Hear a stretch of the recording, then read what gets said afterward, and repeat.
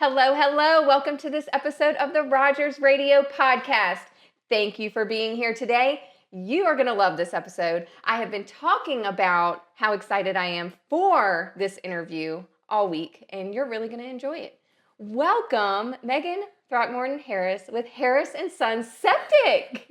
Thank you. I'm really excited. I'm tickled to death to be here. Yes, I am tickled to death that you're here because we've been talking a little bit, on Facebook, and you messaged me and we've been talking, and I just am so thrilled to have you here today.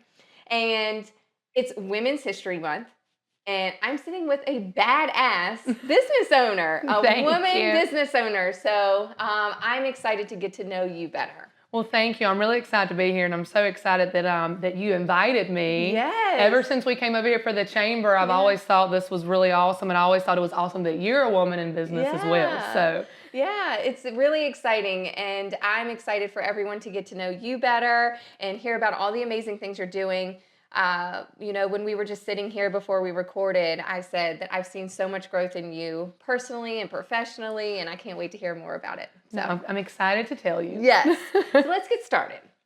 I want to know more about Megan and how you got to start Harris & Sons Septic in 2021. And so kind of what's your background and what led you to where you are today? Okay, so I'm going to have to take it back a little bit from beforehand. So my husband's a general contractor. He was building houses and sheds and whatnot at the time in Carolina. He's licensed in Carolina. And I was teaching. I taught for 4 or 5 years. Okay. In the education. And I managed the farmer's market, and we had 3 children. And with me teaching and raising children, COVID happened, and I had Truett. We were working from home, and I just told Joe, I said, we're going to have to do something else. Yeah. I cannot go back to work over there and have to pay 3 different babysitters. And I was rushing and romping and running all the time. Yeah. And not making any money. And so I told Joe, I said, we got to figure something out. And he said, well, we'll think about it and, figure it out. Well, he built a barn in Scottsburg, framed it for a septic business owner from Durham, okay. Scotty Pierce and Susan Pierce. Amazing people, super sweet. And he kind of talked to him about it one day because they were living on Gear Street and they had 2 trucks running. And he said, what all, do y'all do? How do you like it or whatever? And he said, buddy, little brother, you need to get you a septic truck. Yes. And he said, you'll love it. He said, we were having to hire help, which, in your business, it's not easy. Correct. Especially in the framing business, you got to have somebody that knows how to hold a hammer and breathe, and a lot of people don't know how to do that. Yeah. And so it was hard, and that was a business. I knew a little bit about it from where Joe had done it, but I wasn't able to really help him with it. Yeah. I mean, I couldn't really jump out there on the job. I was not comfortable helping him do stuff like that. So he, thought about it, and I thought about it, and I did because he came home with the idea. Yeah. And I was like, we are not running a shit truck. What are you talking about? And I did a whole lot of research. Yeah. Well, we already have, 4 or 5 or more people running in where we are in that little local Person County area. And I don't know, it just kind of sat with me, and COVID happened, and I was working from home, and I had Truett. I had Truett in September. Never had to take maternity leave. And they called us back in February. So I had a week to find a babysitter. Wow. And I was like, there ain't no way, because this is my last baby probably. It ain't no way. Yeah. And so I researched and did it, and I looked for a truck, and we did the class. In Carolina, you have to take a class to get your permit and everything to pump. And I was like, well, Joe, if you want to do it. And I was like, I've researched it. I think it's money in it. I said, I think there's a need. Let's do it. And he was like, well, we got to finance that truck and whatnot and whatever. And I was like, well, I tell you what, if I figure out how to finance that truck, you're going to help me run it? And he was like, yeah. He was like, so cool. Cool.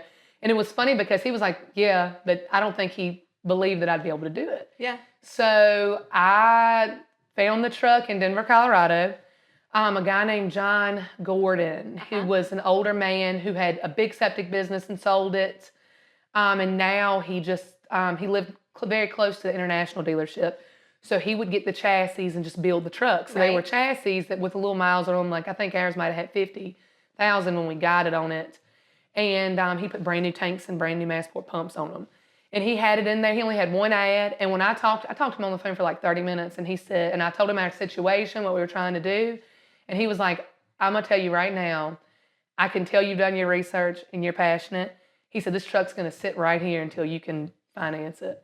And he gave me the names of a couple people. And they were okay with financing, but the interest was like super high. And I was like, I'm not going to put myself in a situation, you know, to where the interest is extremely high. Because, I mean, I was a teacher on teacher salary. They told me when I got hired, I was going to be making like $45 a year. And then when they gave me my tax return, I was making like maybe $28 after taxes and insurance. Yeah. I had a baby. I was paying $1,100 a month for insurance, and I had a baby. And I caught the baby myself. Oh, my third gosh. baby. Yes. Yeah, I caught him in like 3 minutes myself. And I still had to pay $4,000. Wow. And I was paying that much a month for insurance and never using it. Right. So anyway, back to it. I like to talk in parentheses. Okay. Anyway. Go for it. I'm so excited. Anyway. So back to the truck. I kind of did a little research and went to different banks around here. And I actually have a cousin that works at American National for Susan McLam. And she was like, you need to call and talk to Susan. Susan called me when I was about to walk into Italian Delight to get food for all the kids. And I had kids all around me, and I had like 30 seconds to throw it at her. And I had done my research. I knew exactly how many pump-offs I was going to have to do a month to pay all of our bills and to pay for that truck. Yes. I threw it at, and she said, let me call you tomorrow. And I mean, within 2 days, she was ready to sign papers. Like, she really, I mean, helped a lot. But like, you were prepared. Yeah, I mean, I don't even know how. I had never done anything like that before, but I knew what they probably wanted. Yeah. So they were ready, and I called John, and I said, we're ready to roll. And they pulled that truck on a flatbed on a set of train tracks and shipped it here. And it came in 4th of July weekend. It came down the driveway, and Joe was like, what is coming down the driveway? Because we have some neighbors. He was like, what have they bought now? And I was like, that's our septic truck.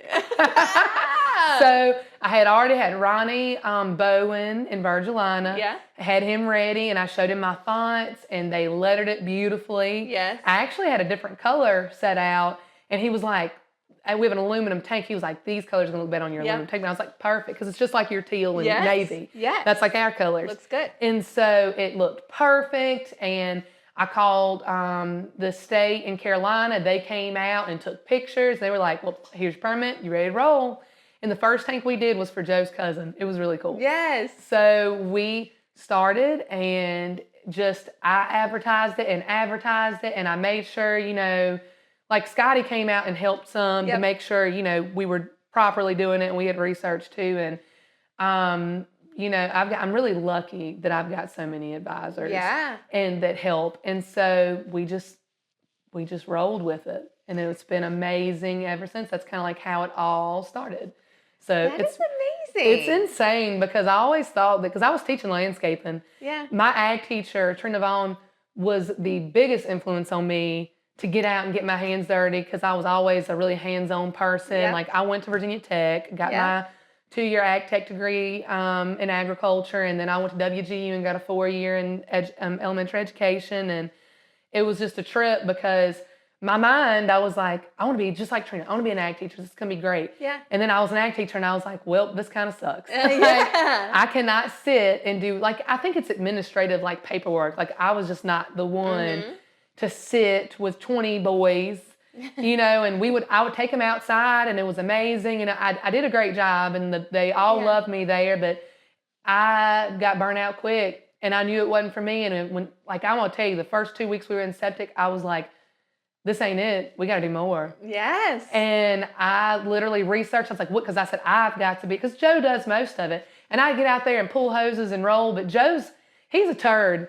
Like, he's all about competition when I'm working with him. And it's like, I can outdig you. And I'm like, I'm going to beat you with this shovel and outdig you first. Like, you know what I mean? Yes. It's like that on the job. Yes. So I said, I got to find something that's just me. Yes. And I researched, and in North Carolina, you actually, it's unlike Virginia, you have to take a class and take an exam to get licensed to be a licensed septic inspector. It's a big thing. Yeah. So I went and did that 2-day class and took the exam and got licensed at the end of 2021.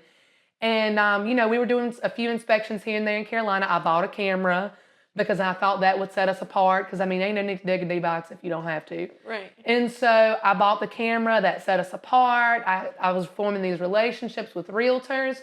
And I had the realtors from Virginia burning my phone up. Yes. They were calling me and they were like, Megan, we need you here. You go. We need competition. We need another option. Please come over in Virginia. And at first I was like, well, we're just getting started and I'm really, really nervous. And just like before I bought the truck, I was like nervous and I didn't know how to go about it. Like I said, let me call the depot and we'll figure it out. I was like, I don't know if I'm ready to take that leap yet, but even though we're 3 miles from Virginia. Yeah. And I knew that we could do it. And I was getting some septic calls from Virginia, but just, not being able to take them. I'd say, we're just in Carolina for now or whatever. And my hometown is Scottsburg, Virginia. Yes. And I always knew that my heart is here. Mm-hmm. And I want to serve my people in my community. And I love Roxborough. Sure. And that's where Joe's from. But I want to be able to serve my people and my family as well. Because all my family live here. Yep. And so I talked to myself. And I literally was just laying in the bed one night. And I was like, call them. You got to do it. We got to figure out how to get it done. And I called Depot. And they were like, okay, well, I said, I need to know what license I need to be able to inspect, because that's my first thing. That's what I do, and pump. And they told me that I would need an operator's license to do those things. And so my uncle actually put in septic tanks, and I knew people in the industry, and I went ahead and got my journeyman. And go, girl. I know, right? I got my journeyman, and then you need your journeyman, and after you get your journeyman, you're able to take the big exam to be an operator. Yep. And there's 2 different kind of operators. You can be just the conventional or the master alternative. So you can work on all the systems. Yeah. And I was like, I want to be a master alternative because I want to be able to service any system they Yeah. throw at me. Yeah. Especially being an operator, when you have an alternative system, they need to be checked once a year. And I was like, that opens me up to do service contracts. Yes. And that's something else that I can do. And of course, with me and Joe's age difference, I want to be able to do as much as I can, because if he tries to kick the bucket or get sick or something, like, I got to keep this ball rolling. So, and what is the age difference? So it's 28 years. He is 58 and I will be 30 on my birthday. Okay. 30. 30, the dirty 30. And I'm excited though. Like, I think it's like, everybody was always talking to me about turn 21. And it was awesome. I mean, cool. Sure. But I feel like I'm in such a better place now about to turn 30. So I'm like excited. Well, I look up to you because you are a go-getter. And I did not know any of this until we're sitting down now. And you go after it. Oh, I love it. And I've always worked. Like, I remember being 11 years old and counting down the days until I got my driver's license. I love it. And I worked on farms. I worked around the house. I worked, like my uncle and them, they all had cows. They'd come and pick me up and help them work cows and stuff like that. And I always wanted to be out in the field, hands-on, learning and working. Yeah. And so when I could get my worker permit, I did a internship for this thing called Dretta, I think. And I worked with the school system in their technology department. Yep. And I worked there for like 2 weeks and they were like, do you want a summer job? And I was like, yeah, I don't know how to get here though. I said, let me think about it. But my dad's cousin's wife, Amy, was the secretary for the superintendent. Uh-huh. And she said, I'll pick you up. She literally drove from Coleman Road to my house in Scottsburg on Green Level and would pick me up and take me to work. And I was working 4 10s. You go. At like 15 years old. You go. And I loved it. And then as soon as I got my license, I worked at Food Line and talked to Josephine, one of the best women entrepreneurs out there. Honor her. She passed away, but Dairedale. Yep. Like, it was amazing. I loved working for her at Dairedale. And the only reason I ever left Dairedale was because the school system called me again because they needed somebody. Yeah. And it's real hard to turn up $12 an hour, 4 10s when you got your weekends off as a teenager. Because your girl be riding horses on the weekend. Yeah. So I'd find me, and I would still work at Dairedale on the weekend some too. Yeah. If somebody called, she'd call me and I'd work Dairedale on the weekend. I was all about chasing the dollar. My mom and dad were like, what are you doing? And I had a calendar. I was like, work. That's what I'm doing. I want to be you when I grow up. That's It's a wild life. I want to be you. And so how would you describe your leadership style? So I don't know. That's hard to answer. I don't know. I try to put like anybody and I try to put myself in everybody else's shoes, and being a teacher helped me too, to be able to support them, Right. and to figure out if I was there, what would I need to be able to do a great job. Yeah. And so like I've got a couple of people that work for us now, like especially my babysitters stay home all day, and then I've got a guy that helps Joe on the truck. I actually taught him. That's how I knew him. Yeah. And I try to put myself in their shoes and say, hey, before I started, what did I need to know the most of? What did I need? What was I not as comfortable with? And I try to ask them questions all the time, like, is there anything else there that I need to do for you? Like, how do you feel? Are you comfortable? You know, and I try to still give them some way to do things themselves, but I try to really give them a lot of support and a lot of communication. Yeah. Because I think communication's a lot of key, especially people in our industry, you know, being male dominated.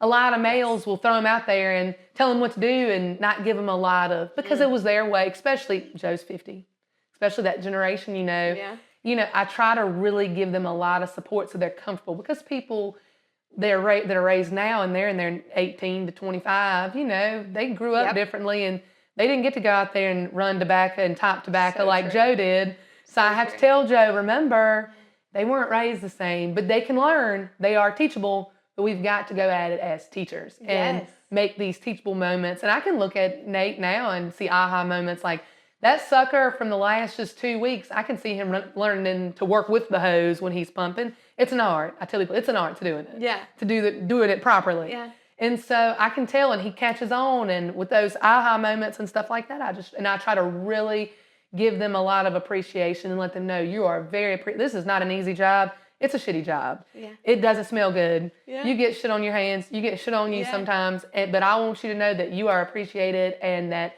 we want you to be comfortable and to you to love what you're doing just like we do. Me, not Joe. Joe's like, man, I'm working this shit every day. What you mean? What you mean, love? I want you to pay me and I want to be able to like ride horses and farm all day.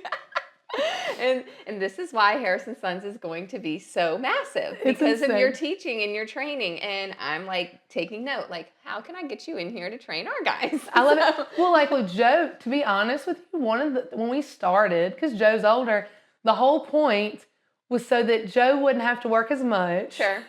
And because we farm. Yeah. And he wants to be out there farming and spending time with his boys. And so, like, it's bad because now we work 7 days a week and he doesn't have enough time on the tractor. So I'm like, listen, let's train some people so that, like, we cut hay for horses and stuff. I'm like, let's train some people so that when the weather looks good in the summer and you know you got to be in that hay field, I can jump in the truck with Nate, or if we hire somebody else, buy them somebody, and they can do it. Yep. And that's so hard to pull off of Joe, because Joe is and it's great that he's so peculiar. Yes. And he's built some wonderful houses and framed, and they're beautiful. I'm like, babe, we've got to learn to train others so that you can do what you want to do too. Yes. Like, I know you want to be right on top all the time, but you've got to. So that was a learning curve for him, because he's so peculiar and he wants it done right. And I'm the same way, but that's why I love it that he helps train and do, and he power teaches of duplication. them. Yep. It's a hard thing to learn when you're in business for yourself, because you want everything to go well and be perfect, but you'll never grow if you don't duplicate. Exactly. And like we did a outlet tee repair the other day, and my favorite thing to do, besides inspections, is I love that hydraulic cement. And I love to be able to throw that tee in there and make it look like a work of art. Like I want to sign it, you know? Yeah. But Nate has done some hydraulic cement work, because he used to work for Jason Forline some, and he still helps him some. And so I let Nate do it. And the whole day, he was doing great. He was doing beautifully. But I was like, let me just do it. But I had to hold back. And he did. And I took a picture, and he did a beautiful job. And I was like, you did great. But it was so hard for me. I had to sit on my hands, because me being so hands-on, I want to jump up in there too. I want to jump up in there and be like, Joe, take a picture. Let me put this on Facebook. Well, you do a good job at that. I love following your social media.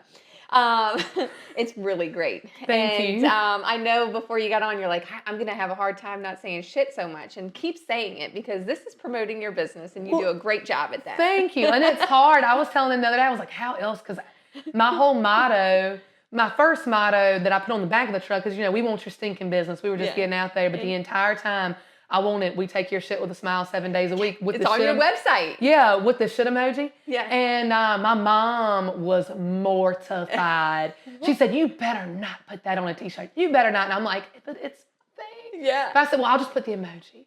But she's like, "If they know you, they know what you're saying." I was like, "Exactly." They'll know me.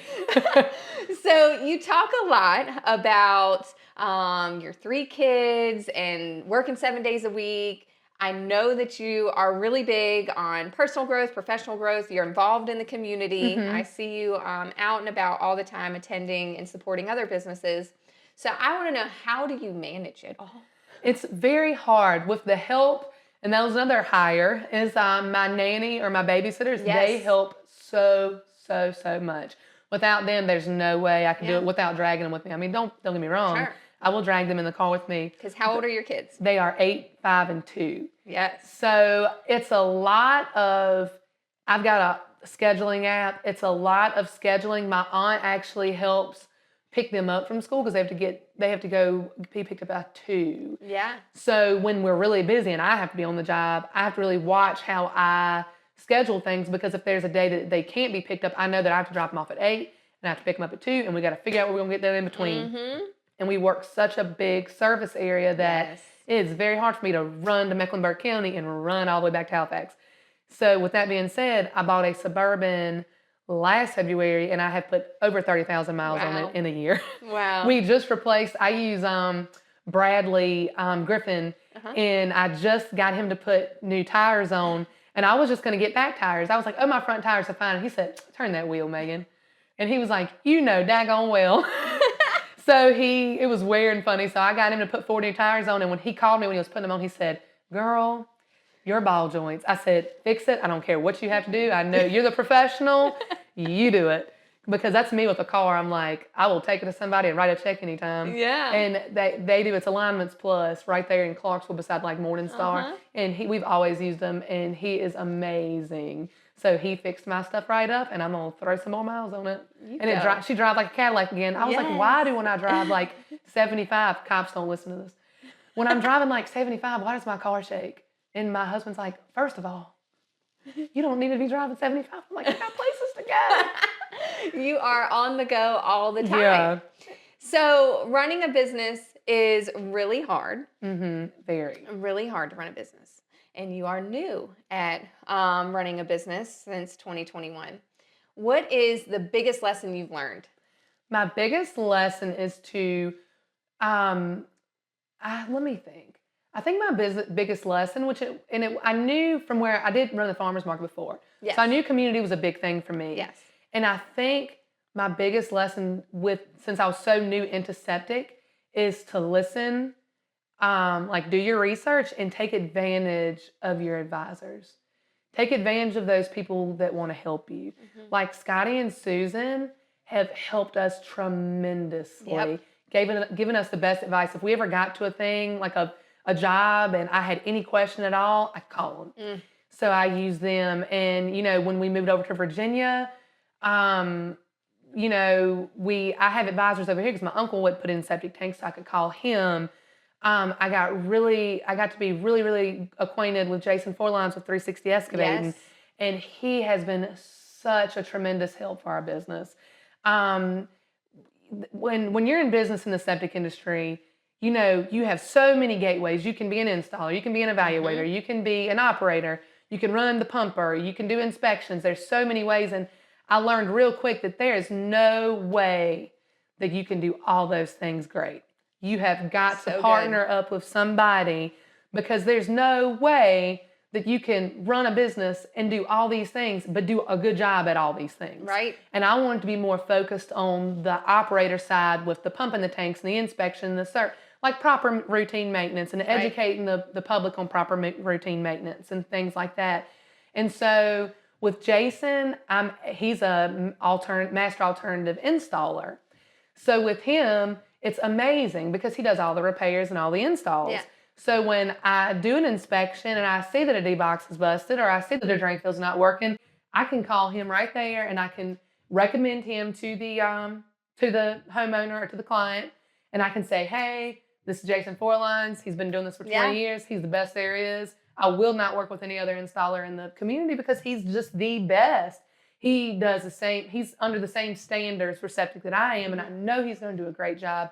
I know he's going to go out there and talk to the customer properly and be in the best, and I'm trying to think, being in like kind of, I'm trying to think of the word I'm looking for, be an advocate for the customer in their system. He's going to shoot him straight. He's a straight shooter. Yeah. So working with him has been amazing. And I love working with him. So mentorship and collaborating. And, I've been telling a lot of people collaboration is the new currency. And we learned that from one of our business coaches. And, it can be very, you feel very alone in business sometimes. And so when you can have others that are supporting you and helping you along the way, it means everything. Yeah. And when you can call them and ask any little question and they'll pick up the phone, like I could probably call him right now and he'd pick the phone up. Yes. And I mean, it just helps so much and it makes me feel more comfortable. Right. I learned so much from him and the way he runs his business and like advertising and stuff. Yes. And it's so nice. It is. And, it can be hard to ask for, advice, but what people don't understand, anyone that wants to know anything about Rogers, and I'm sure anyone that wants to know anything about Harrison Sons and how you do things, we will share. Yeah. Like I'm happy to. Like it's not a secret. Yeah. Like in Carolina, we run against about 5 or 6, I think I said it before, different pumpers. Yeah. And I will straight up anytime, like we work so well together. Yeah. I mean, if somebody calls us and we can't get to it, I'll tell them, call Matt Kendrick and Chad Kendrick. They are amazing. Call Streets. They are amazing. Call Scotty's. They are amazing. And they'll do the same for us. Yep. And it's been really nice to have your direct, I mean, they're direct competition. Yep. But it's so nice to be able to work with some people so well to where, those Facebook groups. Yes. People will come up there and say, best septic company. Yes. And they'll tag us in it. And I'll tag them like, thank you so much for tagging us. And, if you can't get us, like, I'll tell you right now, Streets, Matt Kendrick. If it's a repair, Jason Forlines. Like, I'll put them on the spot, like online. Yep. Because I want them to be recognized too, because they're also great pumpers. Yes. And I know they do a great job. It's so great because we can't do it all. Yeah, you can't. It's enough. A septic tank needs to be pumped properly every 3 to 5 years. There are over 100,000 families in my working area. Yeah. There is no way I can pump all that every 3 to 5 years. Right. There is no, and then do inspections and camera, because we do septic camera work as well. Yep. And do all that. There's no way. And I mean, I really try to partner with these businesses like Jason and like Matt and Garrett Septic, Colin Garrett. Yep. He's my main installer, repairman. He actually went to inspection school with me. He does inspections too in Carolina. I want to partner with people that have the same standards as me. So I know people are getting a good job. I mean, I know they can't have us all the time. So, I mean, I want them to go to other people. Yes. And, especially people that have the same standards as us. I love it. And so what would you say is what are your current goals? My current goals, of course, is to continue to expand. I want a second truck pretty soon. I've been looking around for it. I just haven't found the one that I want yet. It's hard. So you have one right now? Yeah. Okay. One pumper. Okay. And so I want another pumper really bad. And so I'm just trying, and I'm growing in that direction, and I want to do more camera work for me. So that's kind of fun. Yes. I like that too. I love doing my camera work. I did a job in Cambridge not too long ago to where I could go up there and check a town building out for the city. Yeah. Just a city sewer line just to check pipe integrity, and it was awesome. I love my camera. I used to use a Viva and it was awesome, but I ended up getting an Insight Visions. Yeah. Oh my gosh, it's a game changer. I can put a flash drive in there.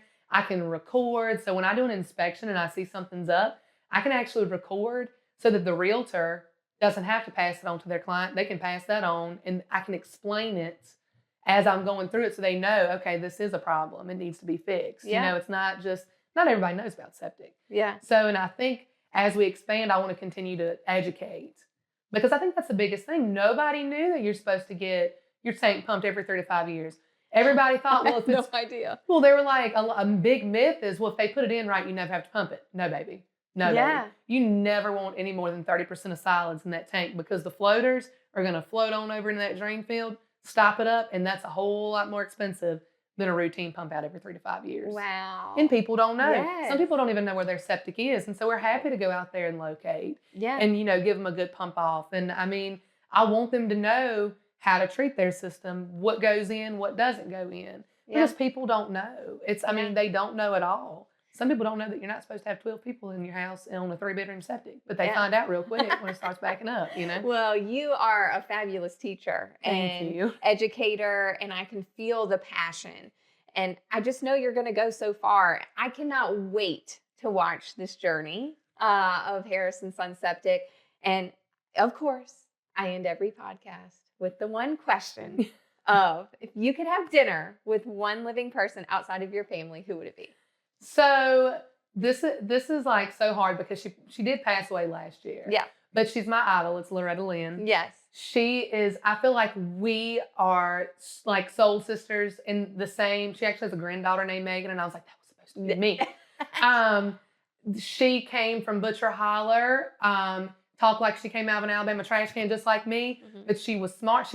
And I think with us together, we raised our kids and ran a business at the same time. Juggled it all, and she went so far. She has a whole franchise, and worked hard, and she's just an amazing, loving person. I've read all of her books. Yeah. I mean, she's amazing. She was an amazing person. And just like I told you about my tattoo earlier. Yes. I'm getting that tattoo in Nashville at May Memorial Day weekend. Yes. I already have my appointment, man. Yes. So I got that album cover sunburn, and it's going to say, "Love you, Loretta Lynn," right here. And I'm going to be able to look down on it and say, I'm in business just like you, and we're going to kill it. Well, just because we talk funny don't mean we're stupid. You are smart. I'm telling you, I want to be you when I grow up. And I am just so fascinated by your story, how far you've come, and the passion that you have. And I'm just excited to see where everything goes. And thank you for being here. No, thank you for inviting me. And I love it. And I really appreciate it. Yes. And I'm going to send a lot of business your way. And I'm just excited to get to know you better and collaborate. So, thank you so much. This was a pleasure. I appreciate it so much. Yeah. And thank you everyone for listening to the Rogers Radio podcast. Seriously, if you have any shit problems, any septic problems, you call Harris & Sons and they will take care of you. You're going to see them. Keep an eye on them because they're going to go really far. We take your shit with a smile 7 days a week, and we mean it. Yes. And you keep listening and subscribing and giving all your feedback, and we will talk to you next week. Bye.